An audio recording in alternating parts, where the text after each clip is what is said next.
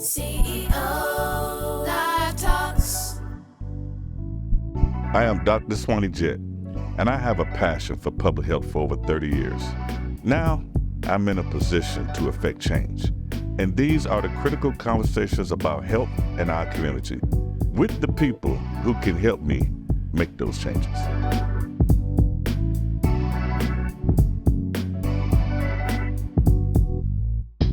Good afternoon. Welcome to CEO Live Talks. I'm your host, Dr. Swannie Jett. This is episode 2 with Mr. Tony Parrott. So, I've been a public health commissioner 3 different cities. And so, being a public figure is very difficult at times. Walk me through some of your difficult times being a public figure. Yeah. And some of your greatest successes. Right. Well, I think some of the difficult times is just dealing with the nature of my business is just dealing with the politics. Yeah. Because just like the wind blows and the wind changes directions, politics always change direction. And Right. so one of the biggest challenges that I have is knowing that, at every 4 years or every whatever, there could be a potential shift in the wind. Right. And how do you get aligned and how do you survive that change in wind shift? And how do you make sure that you are in alignment with where the new political leadership wants to take something? And I've not always been someone who is driven by politics. Right. So I've had some lessons learned Right. on different things and different projects and different things that I felt like were right to do, but politically maybe were not the right thing to do. And so those are challenges. So, yeah. Can you talk about those projects or something you had in mind that you wanted to do? Well, I think that, and I'll just give you an example. When I was in Cincinnati, I had a vision of, there was this massive project that our engineering and our technical folks wanted to do, but I wanted to do something that was more of we call it a sustainable approach to promote community revitalization, job creation, and workforce opportunities. And so when I started talking like that with helping local labor utilization or helping minority or women-owned businesses, folks didn't like that. It's a backlash. Yeah. But the beauty of it is that I was able to sustain enough support, but also get enough support at the federal level to help fund the project that I wanted to do. And to this day, 15 years later, it has blossomed into what I envisioned it was going to be. Wow. And it's a community revitalization that now everybody wants to take credit for. Right. But, in the beginning, they were fighting me for it. Yeah. Cincinnati is very interesting. Almost became the health commissioner following Noble. Oh, yeah. So I had to deal with that media. Yeah. It's very vicious. Yeah, it is. But I learned from Tim Ingram, Yeah. who was the health commissioner in Hamilton. Yeah. And he was like, it's a rough crowd. Yeah. They want what they want, and they're quite vicious politics. But I've always been very firm in my values. And if it's time to go, it's time to go. Yeah. So now you land in Louisville Right. after all that hoopla. Right. Right. And Louisville has its own set of problems. Right. So usually when I come in, I do an assessment. I usually do an assessment for about 90 days prior to me arriving. So I have a good grasp of the community issues and the problems. So I'm sure you did that. So what did you see from Cincinnati? Because you wasn't here yet, but you already heard. Right. What did you see?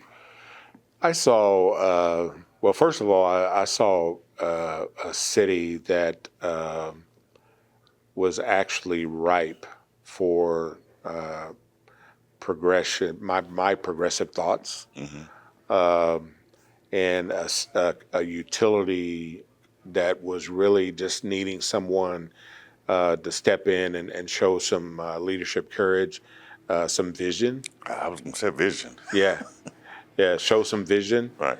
And one of the things that I first asked for was, what is your strategic plan? Say that And again, because I don't think that people ask that Yeah. when they start a company, a strategic plan. Yeah. What's that? What is your strategic plan? And when they actually gave it to me, I said, okay, can you show me the outcomes? Right. There were no outcomes. It was just sitting on the shelf. And Good so, exercise. Huh? Good exercise. Good exercise, but it was sitting on the shelf. So my role is to try to figure out, okay, two things. What is our strategic plan? And then how do we work that plan? And so we are actually in the second phase Okay. of our original blueprint. We called it Blueprint 2025 back in the day. That was our vision. Right. And we're actually getting ready to go into phase 2, which is going to be Blueprint 2030. Right. And so we are actually executing the plan, measuring our outcomes, looking at the progress we're being made. And now people are like, I get it now. Right. The second thing was I wanted to see, okay, what is our long-term critical repair plan? And so we developed a 20-year critical repair plan, and I knew that plan was going to require a certain amount of funding. And so, given the state of the assets here in Louisville, very old infrastructure. Very old. And I knew that it was going to be subject to a massive catastrophic failure. So I went to have those discussions publicly with Metro Council to say, here's our critical repair plan. It's something that it's built to design to address some of these deficiencies. So I did that strategically to say, okay, I have told you Right. where the challenges are and where the issues are.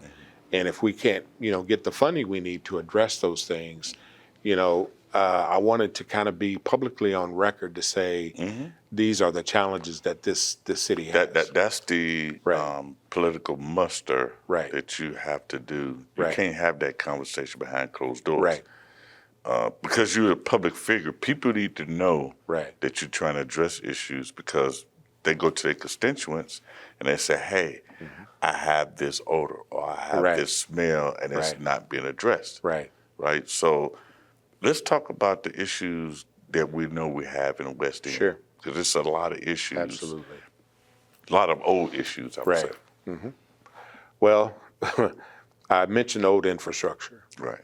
and I'll start there. Most of the infrastructure inside the Watterson was built back in the 1800s.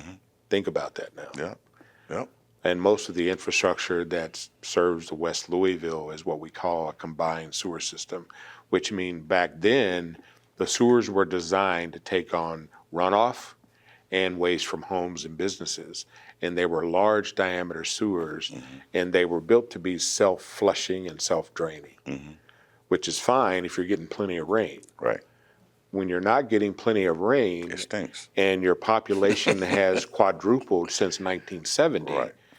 you're getting less flow, Right. but more solids into the system. So that it just kind of sits in the system, and you're Yeah. not getting that self-cleaning.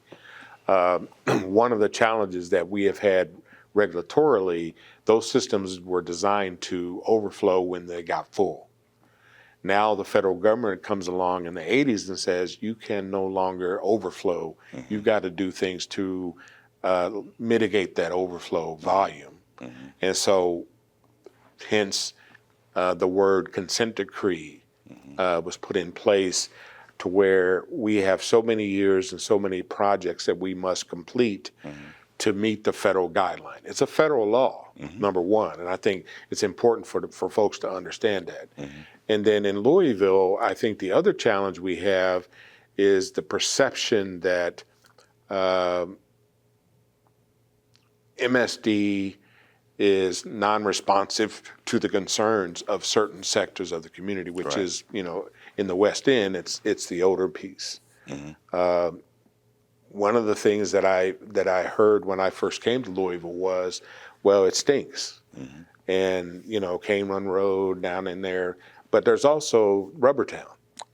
Rubbertown stinks too. It stinks a lot. And so one of the things that I tried to bring to the table was, help us understand the difference between, trying to help the community understand the difference between what is a sewer Right. odor, where it comes from, why it happens, and then try to put together a plan to communicate to the community.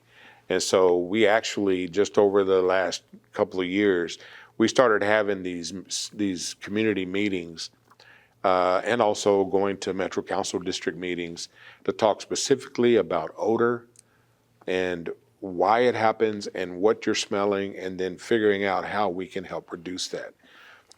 Last fall, we entered into a agreed order with the Air Pollution Control District to lay out a series of projects that we're going to do over the next 5 years.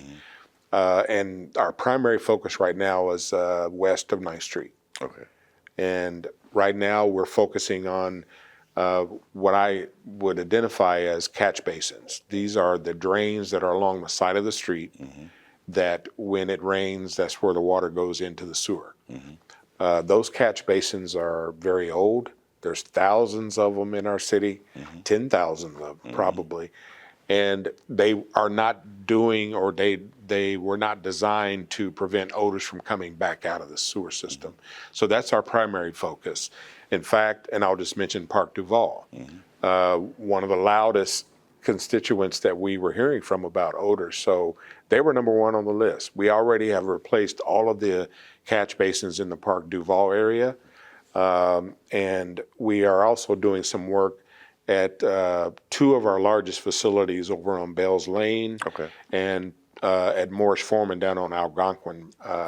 Those are larger projects that's going to take a couple years, but we heard what people were telling us, and we're showing them what we're doing. And we have a series of community meetings that we scheduled last summer, and we have a series of community meetings that we've scheduled for this coming summer. We've already had the first one in April, and we have 4 more meetings scheduled throughout this summer, so we can get out and let people tell us what we're doing. We're also being more visible in the neighborhoods, doing additional flushing. We're being responsive. When somebody calls in and say, I have an odor, we respond, we address it, and then we follow up with the customer and let them know what we did. That was the big missing piece. That was the because big missing people piece. would say, well, I never heard back from you. At Park Duval Community Health Centers, we go beyond medicine, breaking barriers to care across Louisville, Taylorsville, and Eminence, Kentucky. From primary care and dental to behavioral health and pharmacy support, we serve thousands, many facing financial hardship. With 7 locations and a bilingual staff, we welcome everyone because PDCHC, your health is our mission. We are Park Duval for everybody, everywhere. I knew y'all was doing the work because one of my good friends, best friends, Ivan Green, used to work for MSD. Yeah, absolutely. So I knew the work was out because I see him with the truck doing the work, and I used to put pellets into the drainage system for mosquito control. Yes. That was one of my jobs as a manager then. Right. But I know it's hard to distinguish between air pollution and the smell of sewer. Right. And our grant just actually got termed, so we're trying to dispute it with Air Pollution Control District in Park Duval and Louisville to redo the air toxic release study again. Right. So that's an issue. Right. Explain to me a little bit about, because a lot of people don't understand how water treatment is done. I have an idea, but Right. Well, it's not as hard as you may think. Wastewater treatment, anyway, Wastewater treatment, that I'm responsible for.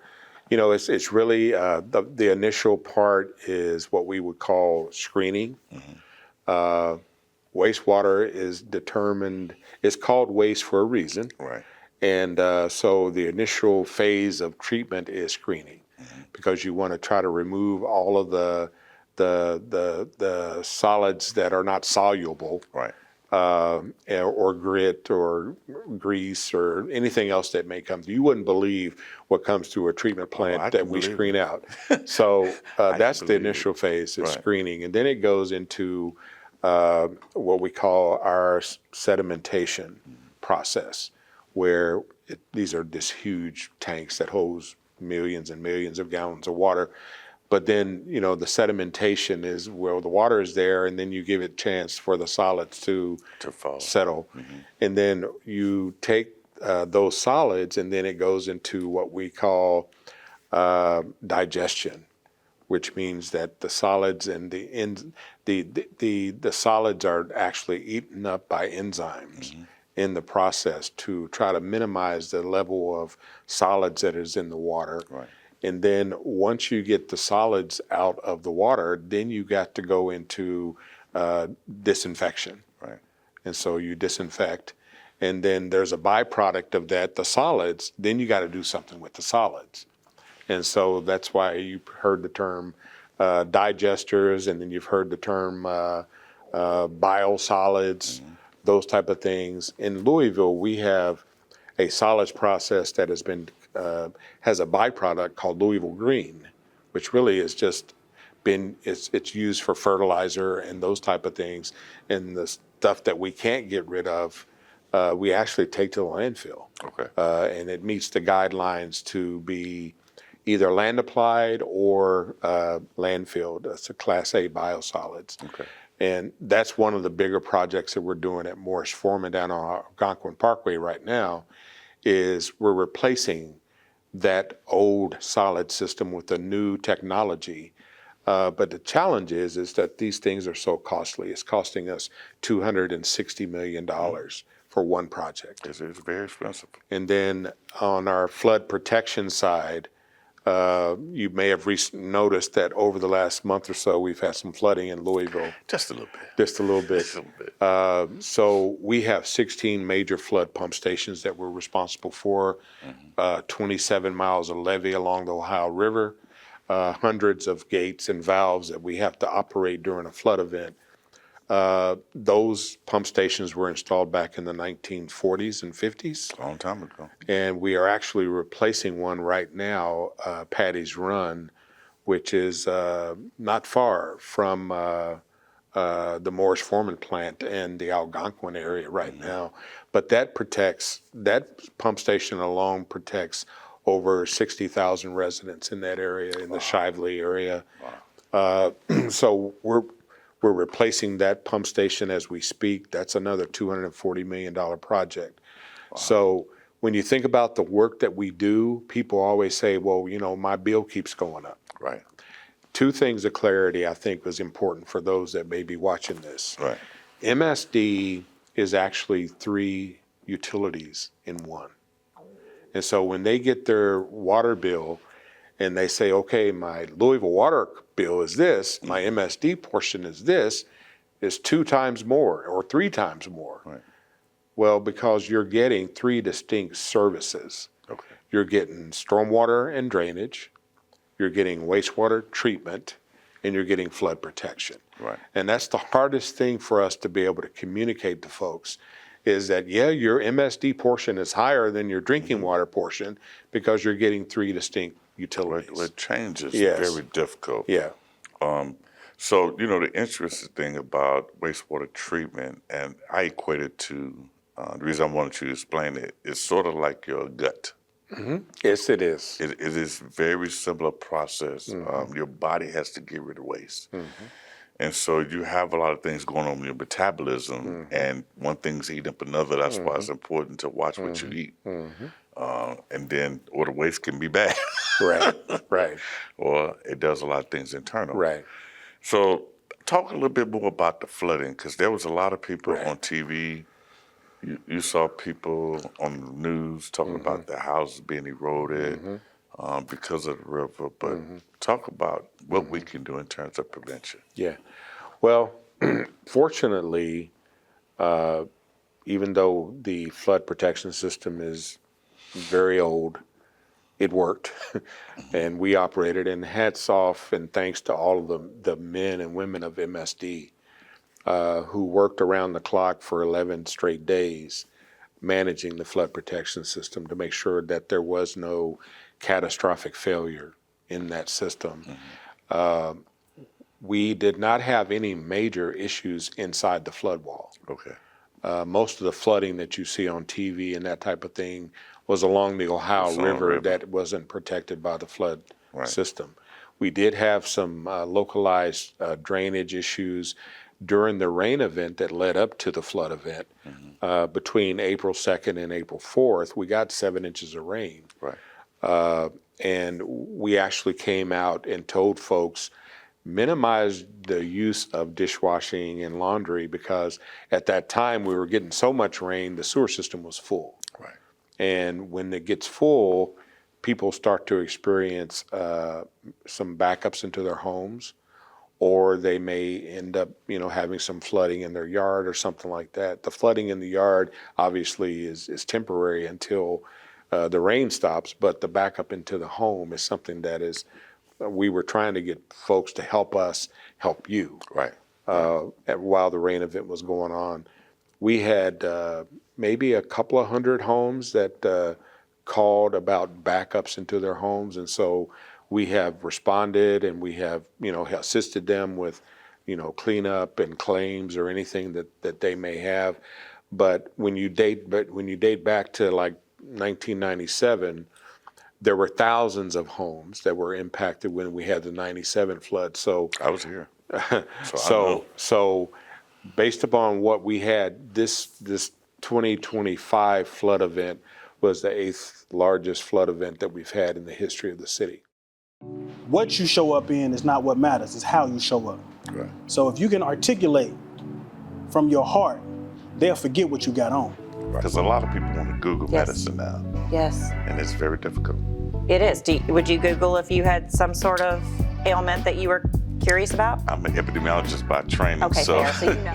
Folks, what are your credentials? And sometimes you have to pull them out and say, okay, here's this degree, here's that degree. Like, oh, okay, maybe we should listen to you.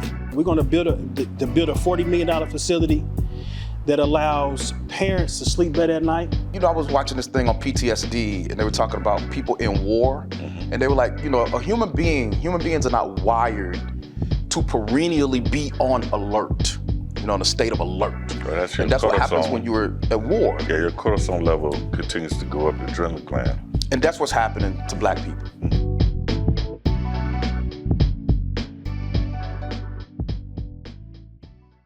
You only have 300 plus for capital. How much do you really need to repair the infrastructure of Louisville? I mentioned earlier that we have a 20-year critical repair plan. It is projected that in that plan, of course, it needs to be updated now because that was 7 years ago when we put it together, but it was a $4 billion need. Okay. So I would say that we have done some big projects and some of that need has been addressed, but there's still anything, for example, the next 5 years, we'll be spending over $1.2 billion. Wow. Yeah. Wow. Yeah. And I know some of the project is in the West End with the oldest infrastructure in the 1800s. But what's the other areas that you're looking at? Yeah, well, we serve the entire county, so Because I know you got a priority list. we serve the entire county, and 90% of our work is either required under the state agreed orders at our treatment plants, or work that is required under the federal consent decree. And we have some very large projects in the St. Matthews area that we're getting ready to do. We have a very large project out in the Floyd's Fork area that we're going to be doing. And then, like I said, we have 5 regional treatment plants in Jefferson County, and all of them are going to be upgraded. And of course, beyond just Jefferson County, we also serve Bullitt and Jefferson and Oldham County as well. Okay. Yeah. And I know Bullitt has some drainage issues. I used to be the health commissioner there, so I'm familiar. Yeah. But we slid by one thing. Yeah. And my last note, consent decree. That's such an important word these days. Yes. And I didn't realize until, probably a few months ago that it applied to MSD, right? But it can be ignored. Or can it be ignored? Well, in our particular case, it cannot be ignored, and here's why. With that federal consent decree, it's approved by the federal court, federal DOJ, and one of the things that it comes with is stipulated penalties for noncompliance. So you're going to either pay civil penalties, or if you don't deliver, or you obstruct, or you don't do things that are required by law, you could be subject to criminal penalties as well. So there's civil penalties, and also criminal penalties for those. And then unfortunately it would be me, because as the CEO, I'm responsible for doing what we agreed that we were going to do. And then secondly, there's language in the consent decree that says if you do not perform and if you do not fund the work that is required, the federal government reserves the right to come in and take over the system. So from that perspective, people have to ask themselves, number one, obviously as an official and as our board, nobody on our board and nobody on my team wants to go to jail. Of course, that's the first thing. Yeah, and then secondly, if you're a political leader, do you want the federal government running the system? And, a good example would be down in Jackson, Mississippi, where they had major water and wastewater issues. The federal court now runs that system. Well, I'm curious if they run it well, because it might be layoffs. Right. So what keeps you up at night? Well, I'm glad you asked that question, because right now it has been certain sectors of our flood protection system that kept me up at night. Now that we've gotten Patty's Run under construction, and now that we've replaced our major sluice gates in the Bells Lane area, those things don't keep me up anymore. Okay. The things that keep me up now is just the state of our society. Yeah. It is very depressing for me, a child of the 60s and 70s, to see the state of our society.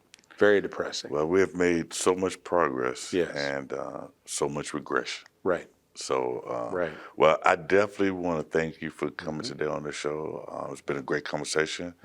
I enjoy seeing your people out in the community and coming to Park Duval. Sure. So I want to thank you personally and Sure. thank your team. Thank you. Appreciate it. That concludes CEO Live Talks. Look forward to seeing you next week.